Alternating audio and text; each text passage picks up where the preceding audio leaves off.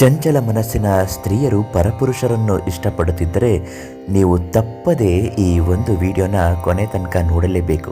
ಸರಿ ತಪ್ಪುಗಳ ವಿಮರ್ಶೆ ನಿಮ್ಮ ವೈಯಕ್ತಿಕ ನಿರ್ಧಾರಕ್ಕೆ ಬಿಡುತ್ತದೆ. ಆದರೆ ಇತ್ತೀಚಿನ ದಿನಗಳಲ್ಲಿ ಇದು ಸರ್ವೇ ಸಾಮಾನ್ಯವಾಗಿ ಇದೆ ಅಂತಲೇ ಹೇಳಬಹುದು.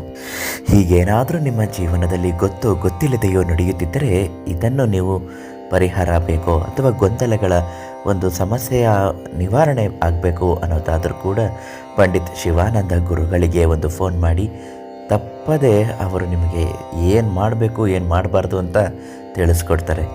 ಇವತ್ತಿನ ದಿನಗಳಲ್ಲಿ ಯಾವುದೇ ಒಬ್ಬ ಸ್ತ್ರೀ ಆಗಲಿ ಪುರುಷರಾಗಲಿ ತಾವು ತಮ್ಮನ್ನು ಇಷ್ಟಪಡುವ ಅಥವಾ ತಮ್ಮ ಸ್ವಂತದವರಿಗಿಂತ ಬೇರೆಯವರನ್ನು ಇಷ್ಟಪಡುವುದೇ ಹೆಚ್ಚಾಗಿ ನೋಡಬಹುದು. ಅದು ಪುರುಷರಲ್ಲಾಗಿರಬಹುದು, ಸ್ತ್ರೀಯಲ್ಲಾಗಿರಬಹುದು. ನಾವು ನೋಡುವಂತಹ ದೃಷ್ಟಿಕೋನಗಳ ಮೇಲೆ ಅದು ಅವಲಂಬಿತವಾಗಿರುತ್ತದೆ. ಸ್ತ್ರೀ ಪುರುಷರು ಅವರವರ ವೈಯಕ್ತಿಕವಾಗಿ ಇಷ್ಟಪಡುವಂತಹ ಒಂದು ವಿಚಾರವೇ ಆಗಿದ್ದರೂ ಹೊರಗಡೆ ಅದು ತುಂಬ ತಲೆ ಕೆಡಿಸುವಂತಹ ಒಂದು ಸಮಸ್ಯೆಯೇ ಇದು ಆಗಿರುತ್ತದೆ.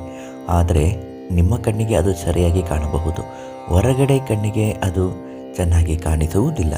ಹೊರಗಡೆ ಪ್ರಪಂಚಕ್ಕೆ ಚೆನ್ನಾಗಿ ಕಾಣಿಸುವುದಿಲ್ಲ ಅಂದ ಮಾತ್ರಕ್ಕೆ ಅದು ತಪ್ಪು ಅಂತ ಅಲ್ಲ. ಎಲ್ಲರೂ ಒಂದಲ್ಲ ಒಂದು ರೀತಿಯಲ್ಲಿ ತಪ್ಪನ್ನು ಮಾಡೇ ಇರುತ್ತಾರೆ. ಆ ತಪ್ಪನ್ನು ಮಾಡಿದವರು ಬೇರೆಯವರು ತಪ್ಪು ಮಾಡಿದ್ದನ್ನು ನೋಡಿ ಸಹಿಸುವುದಿಲ್ಲ.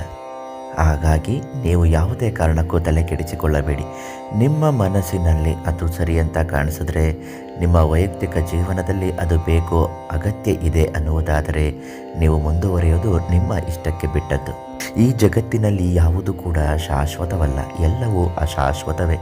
ಈ ಬಿಟ್ಟು ಹೋಗುವಂತಹ ಈ ದೇಹಕ್ಕೆ ಅದರದ್ದೇ ಆದಂತಹ ಒಂದೊಂದು ಬಯಕೆಗಳು ಇದ್ದೇ ಇರುತ್ತದೆ. ನಿಮಗೂ ಮತ್ತು ನಿಮ್ಮ ಮನಸ್ಸಿಗೂ ಮತ್ತು ನಿಮ್ಮ ಆತ್ಮಕ್ಕೂ ಇಷ್ಟು ವರ್ಷಗಳಿಂದ ಆಶ್ರಯ ಕೊಟ್ಟಿರುವ ದೇಹಕ್ಕೆ ತಾನು ಬಯಸಿದ್ದನ್ನು ಕೊಡುವುದರಿಂದ ಯಾವುದೇ ತಪ್ಪಿಲ್ಲ.